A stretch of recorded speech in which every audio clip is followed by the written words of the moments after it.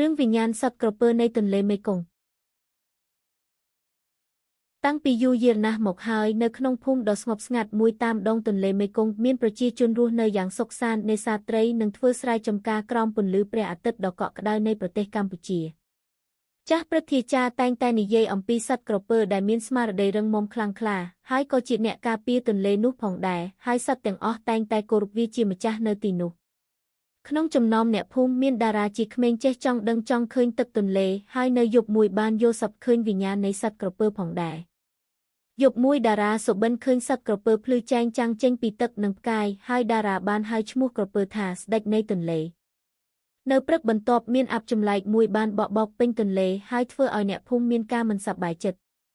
រំពេចនោះទឹកទន្លេបានបក់បោកហើយមានផ្គររន្ទះនិងខ្យល់បោកទូកជាខ្លាំងហើយទឹកដែលស្ងប់ស្ងាត់ប្រែទៅជាបក់បោកខុសធម្មតាដោយមិនភ័យខ្លាចតារាបានលោតចូលទៅក្នុងទឹកដើម្បីរងាប់វិញ្ញាណដោយបេះដូងពោពេញដោយភាពក្លាហាននៅក្រោមទឹកតារាបានរកឃើញខ្លួនឯងនៅក្នុងអាណាចក្រវេទមន្តដែលមានត្រីភ្លឺហើយមានវិញ្ញាណបុរាណនៅទីនោះយ៉ាងស្ងៀមស្ងាត់វិញ្ញាណក្រពើភ្លឺចែងចាំងផុសចេញពីទីជ្រៅភ្នែកភ្លឺថ្លានិងពោពេញដោយសេចក្តីទុក្ខពីអតីតកាលវិញ្ញាណសត្វក្រពើនោះបាននិយាយផងដែរថាខ្ញុំជាអ្នកការពារទន្លេប៉ុន្តែអ្វីគ្រប់យ៉ាងត្រូវបានផ្លាស់ប្ដូរបន្ទាប់មកវិញ្ញាណបានបង្ហាញតារាឲ្យនិមិត្តឃើញដើមឈើដែលបានកាប់បំផ្លាញនិងការបំពុលធ្វើឲ្យបាត់បង់ត្រីជាសញ្ញានៃការធ្វេសប្រហែសរបស់មនុស្សតារាបានប្តេជ្ញាចិត្តយ៉ាងរឹងមាំដោយមានគោលបំណងថាខ្ញុំនឹងជួយស្ដារទន្លេឡើងវិញ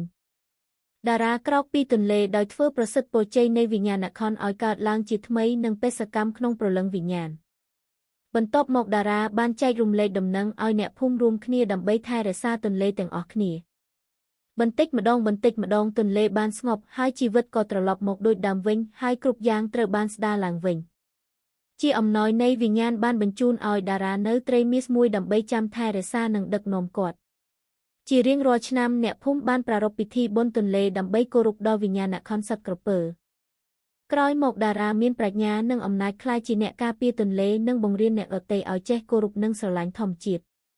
ដូច្នេះហើយរឿងវិញ្ញាណក្រពើត្រូវបានបន្សល់ទុកឲ្យមនុស្សពីមួយជំនាន់ទៅមួយជំនាន់រៀងមក